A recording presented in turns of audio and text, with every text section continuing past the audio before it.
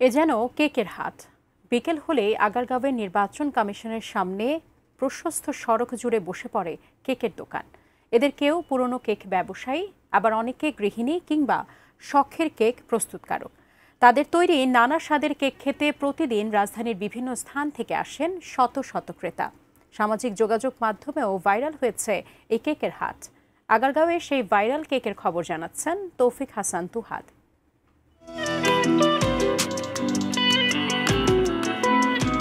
আগারগাঁওয়ের নির্বাচন কমিশনের সামনের এই ব্যস্ত সড়কটি বিকেল হলেই কেক প্রেমীদের মিলন মেলায় পরিণত হয়েছে কিছুদিন ধরে। যারা নানা স্বাদের কেক খেতে পছন্দ করেন, দূর দূরান্ত থেকে তারা ছুটে আসছেন এই সড়কে। স্বাস্থ্যকর অল টাইম ফ্যামিলি কেক, সব সময় অল টাইম হেলদি লাইফ।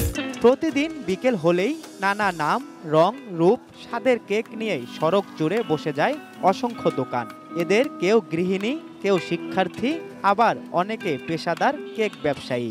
আমাদের যারা আত্মীয় স্বজন আছে সবাই আমার কাছ থেকে কেক খেত, তো সেই উৎসাহ থেকে আমি গত ফ্রাইডেতেও আসছি, আজকেও আসছি। যারা রিপিট কাস্টমার, তারা শুরু থেকে খেয়ে বুঝতে পারছে যে আমার কোয়ালিটিটা কেমন। কিছুদিন আগে প্রথমে একজন গৃহিণী এখানে কেক বিক্রি করতে আসেন। তার কেক খেতে মানুষ ভিড়ের ছবি সামাজিক যোগাযোগ মাধ্যমে ভাইরাল হয়ে যায়, আর তা দেখে কেকের খোঁজে কেক প্রেমীদের ভিড় বাড়তেই থাকে। হেলদি, হাইজেনিক মুক্ত, কালার মুক্ত যেসব খাবারগুলো আছে আমি সেগুলি ফোকাস করি। বাসায় বানানো, ইভেন আমাদের পেজে ঢুকলে এবং প্রত্যেকটা ইনফরমেশন আমরা কিভাবে বানাই সবকিছু আমরা দিয়ে থাকি। আমাদের কাছে আর কি এটা টেস্ট করছি, ভালো লাগছে এই চকলেটটা। উত্তরা থেকে আসছি, ইউটিউবে অনেক সময় দেখছি আপুকে সুন্দর সুন্দর পুডিং তৈরি করে, কেক তৈরি করে। ফেসবুকে আপনার এরিয়াটা দেখাইছে, সেজন্য মনে করলাম যে এই সপ্তাহে এসে দেখে ঘুরে যায়।